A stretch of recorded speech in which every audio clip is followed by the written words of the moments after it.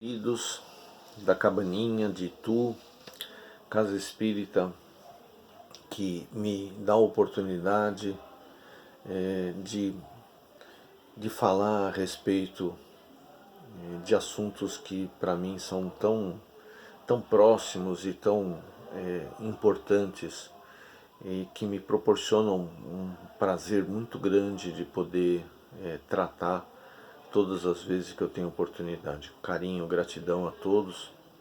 E hoje, especialmente, nós vamos falar sobre Eurípides Barçanufo. Eu queria começar a falar de Eurípides relembrando uma poesia de Eurípides a respeito de Deus. Eurípides, em um encontro evangélico no Centro Espírita Esperança e Caridade, a primeira reunião,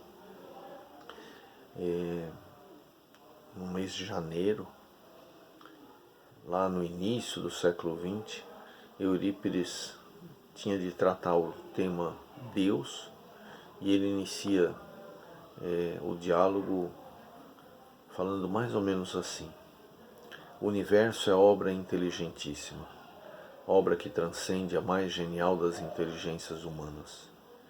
E como todo efeito inteligente tem uma causa inteligente, é forçoso inferir que a do universo é superior a toda inteligência. É a inteligência das inteligências, causa das causas, lei das leis, princípio dos princípios, razão das razões, consciência das consciências. É Deus, Deus, nome 1000 vezes santo, que Isaac Newton sequer pronunciava sem antes descobrir-se. É Deus, Deus que se revela para nós pela natureza, vossa filha, nossa mãe. Continua Eurípides. Deus, reconheço-vos eu, Senhor, na poesia da criação, na criança que sorri, no ancião que tropeça, no mendigo que implora, na mão que assiste, na mãe que vela, no pai que instrui, no apóstolo que evangeliza. Deus, reconheço-vos eu, Senhor, no amor da esposa, no afeto de um filho, na estima de um irmão. Reconheço-vos eu, Senhor, na eloquência dos oradores, na sabedoria dos filósofos, na inteireza dos íntegros, na esperança dos povos, na fé do pio, na fungência, nos fogos dos gênios, e na inteireza dos íntegros. Deus, reconheço-vos eu, Senhor, na flor dos vergéis, na relva dos campos, no matiz dos bosques, na placidez dos lagos, na altivez das montanhas, na amplitude dos oceanos, na majestade do firmamento. Deus, reconheço-vos eu, Senhor, no íris multicor, nas auroras polares, no argêntio da lua, no brilho das estrelas, no fulgor das constelações. Deus, reconheço-vos eu, Senhor, no berço das humanidades, na origem das nebulosas, no surgimento dos mundos, no extraordinário do infinito. Deus, reconheço-vos eu, Senhor, com Jesus quando ora, Pai nosso que estais nos céus, e com os anjos quando cantam glória a Deus nas alturas e paz na terra aos homens de boa vontade. Eurípides Barçanufo. Eurípides, ele nasceu no ano de 1880, no dia 1º de maio, filho de Dona Meca e do seu Mojico, na cidade de Sacramento, Minas Gerais. Quando nós falamos de Eurípides, nós precisamos lembrar de uma afirmação do Chico. O Chico diz assim: falar da vida de Eurípides é falar da vida de Jesus. Eurípides viveu o Evangelho do Cristo na sua mais perfeita forma. Ele é conhecido no meio espírita como o apóstolo da caridade.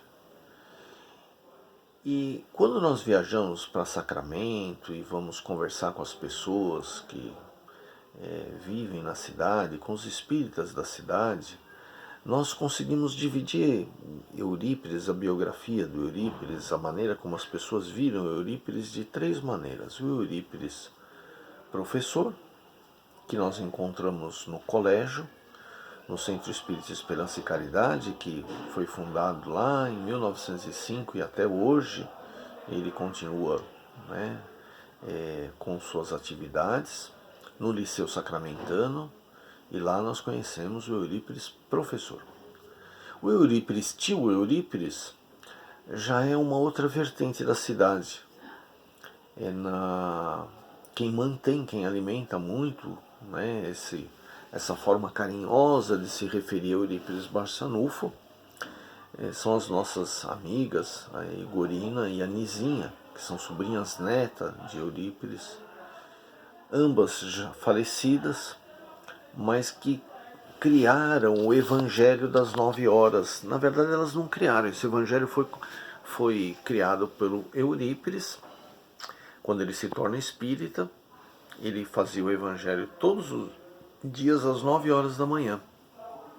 Isso acabou se espalhando pela família, pelos amigos espíritas, e é uma tradição em Sacramento. E a Igorina e a Nizinha, mas mais a Igorina, ela assume a responsabilidade de manter acesa, né, viva essa chama desse encontro evangélico secular há mais de 100 anos.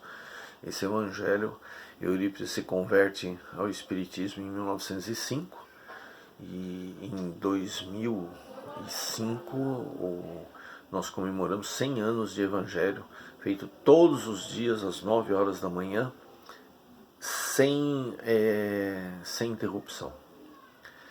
E aí nós temos em Santa Maria, que é um povoado a mais ou menos, acho que 12 quilômetros de Sacramento, fica entre Sacramento e Conquista, o Eurípides Médium.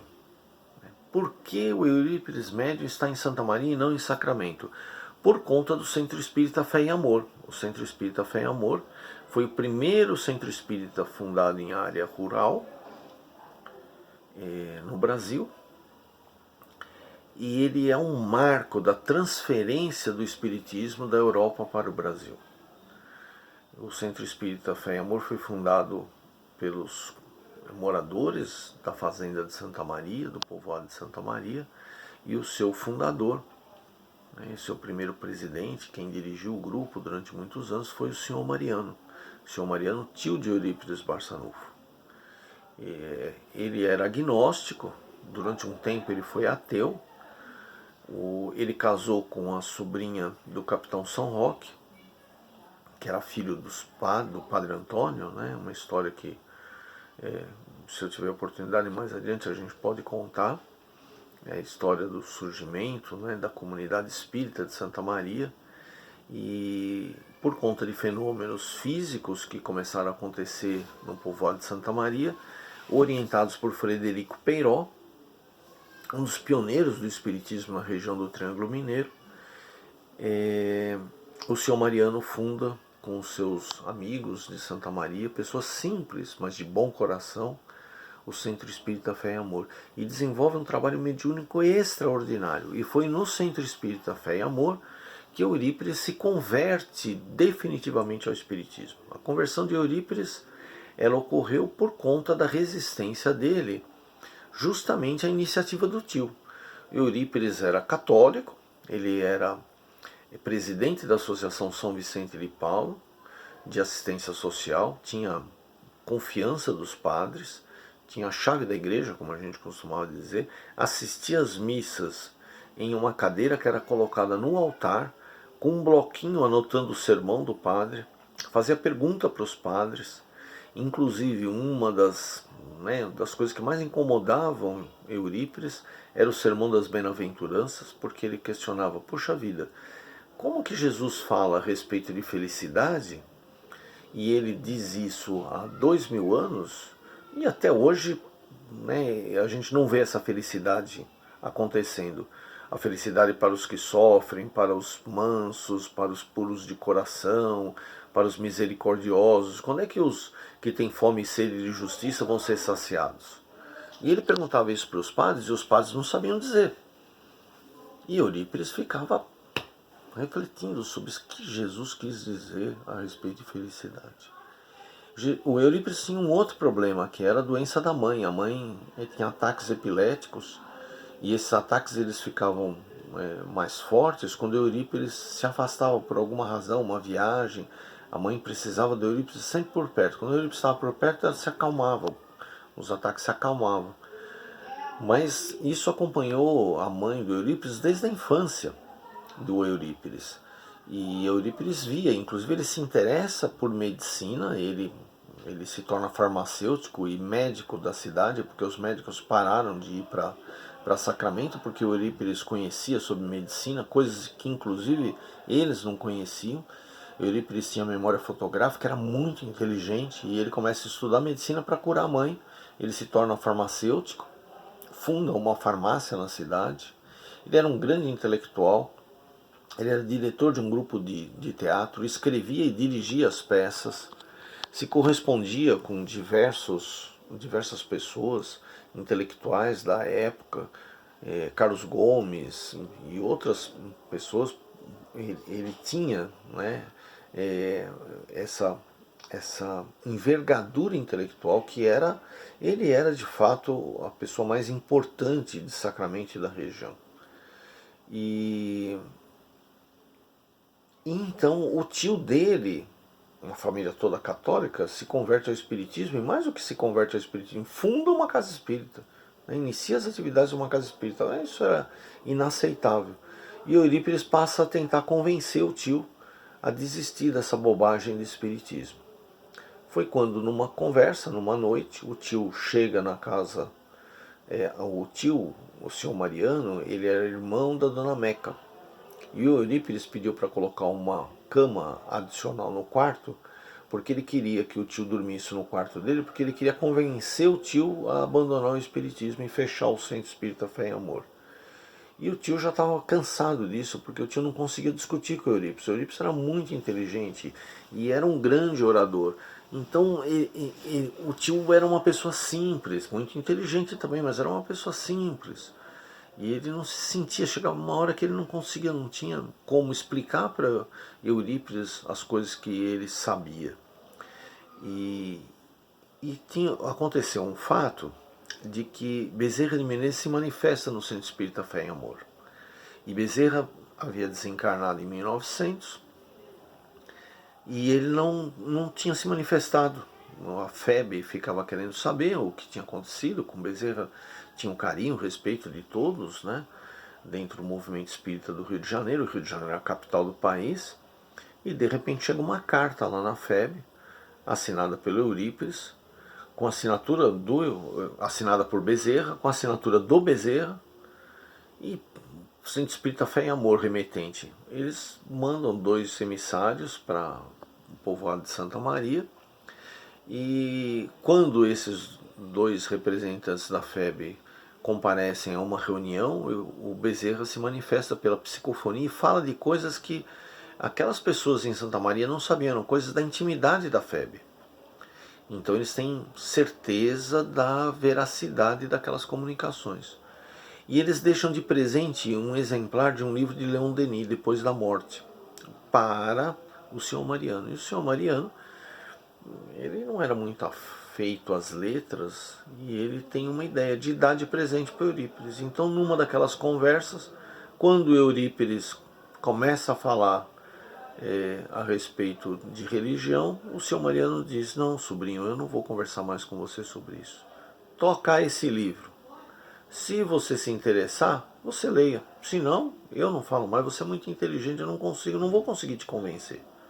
Pode ser que esse livro consiga, eu não. E dorme, vira com a cara para a parede e dorme. O quarto estava iluminado por uma lamparina, o Eurípides com o livro na mão. O Eurípides adorava livro, né? Ele, muito jovem, ele ia trabalhar junto com o pai, tinha um ribeirão no fundo do armazém que o pai trabalhava, e ele ficava pescando. Ele vendia os peixes para comprar livros. Ele criança. Ele era um leitor habitual. E ele com o livro na mão, provavelmente ele começou a ler. O fato é que no meio da noite o tio acorda e percebe que tem uma luz no quarto. A lamparina não tinha sido desligada. E ele olha, o Eurípides estava sentado na cama lendo o livro. O tio fica quieto e volta a dormir. De manhã, dia claro, ele acorda e ele percebe que ele olha para o lado, a lamparina ainda estava acesa, tinha clareado, mas o Eurípides não tinha percebido e não apagou a lamparina, e o Eurípides estava na mesma posição, lendo o livro de Leon Denis. O tio diz então para Eurípides: gostou do livro, né, sobrinho? E o Eurípides, então, percebendo, né, acho que ele deve ter recordado quantas coisas ele deve ter dito para o tio, e de repente ele estava lendo aquilo, ele diz assim: tio, me desculpe, este livro é um monumento, eu preciso estudá-lo melhor. E Eurípides durante um mês estuda o livro de Leon Denis, depois da morte. Ele lê, relê e reflete sobre o que o livro diz, e se convence de todos os postulados espíritas, menos um: a possibilidade da comunicabilidade daqueles que já partiram com aqueles que estão aqui. Quer dizer, os mortos podem falar conosco? Mediunidade, né, médium, essas coisas o Eurípides não aceitava, e ele resolve fazer um teste. Como existiam reuniões mediúnicas às sextas-feiras no Centro Espírita Fé em Amor em Santa Maria, e ele, acompanhado de um amigo, resolve aparecer de surpresa numa sexta-feira santa. E quando ele chega, as reuniões aconteciam na casa dos colonos, neste dia era na casa do senhor Mariano. Mas só que estavam todos presentes. Todos no povoado de Santa Maria haviam se convertido ao Espiritismo.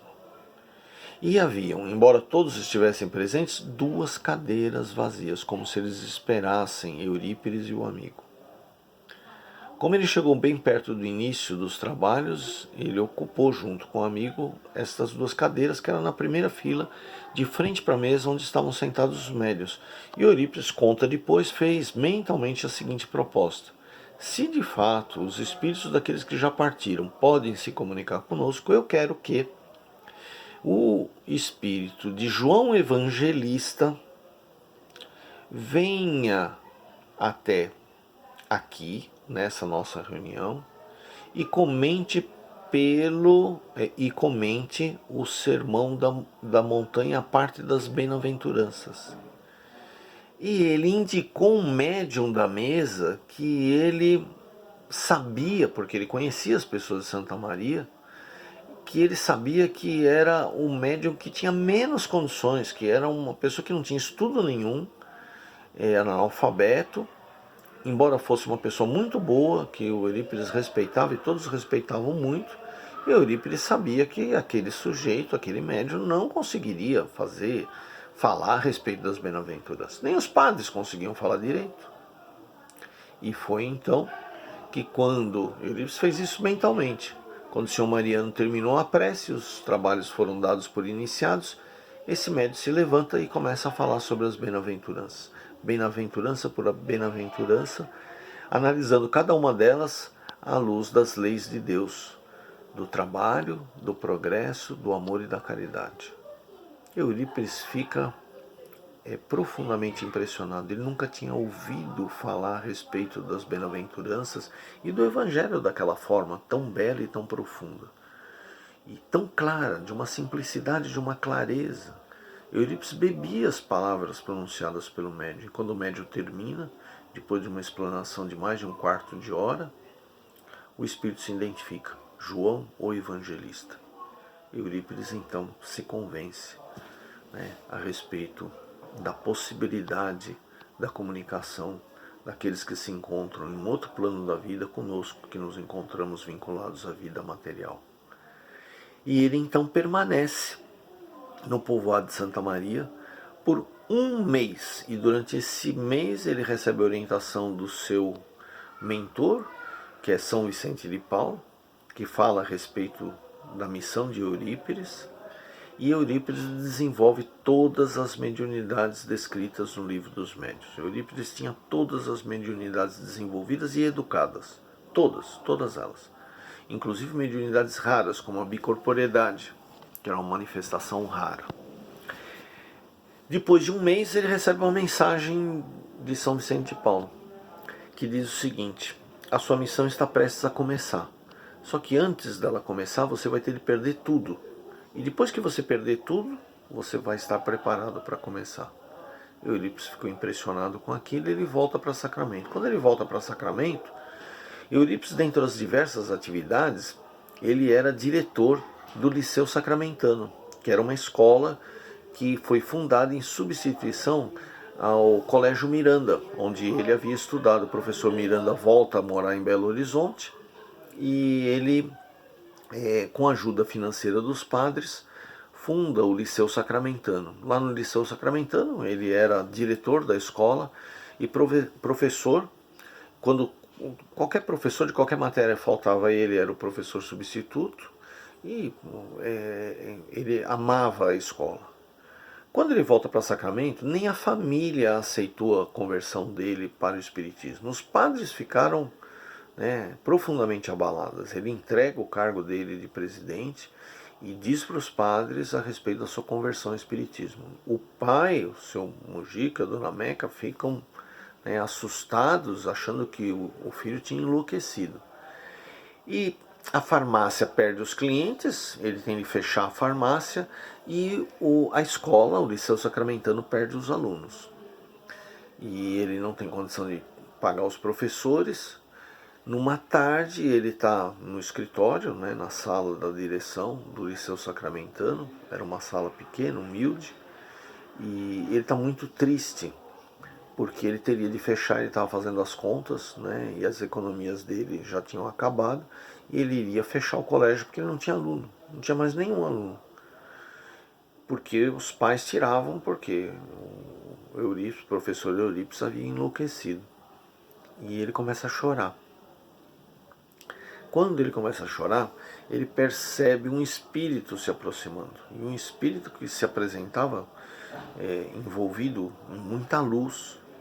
E ele pensa imediatamente o seguinte: eu, no estado em que eu me encontro, triste, chorando, eu posso ser vítima de mistificação. E ele repele o espírito. Ele não permite que o espírito se manifeste. Mas o espírito era muito poderoso e induz Eurípides a um estado de semiconsciência. E Eurípides, então, quando retoma a consciência, vê que, através da psicografia mecânica, o espírito escreveu um bilhete para ele. E no bilhete estava escrito mais ou menos assim: meu filho, não feche a escola. Apague da pedra o nome Liceu Sacramentano, que guarda resquícios do orgulho e da vaidade humana. Em seu lugar, escreva Colégio Allan Kardec. Dê aulas do Evangelho às quartas-feiras e monte um curso de astronomia. Eu, com todo o meu amor, estarei amparando esta escola. Maria, serva de Deus. Eurípides foi lá, apagou o Liceu Sacramentano e no ano de 1907 funda o primeiro colégio espírita do Brasil. O colégio,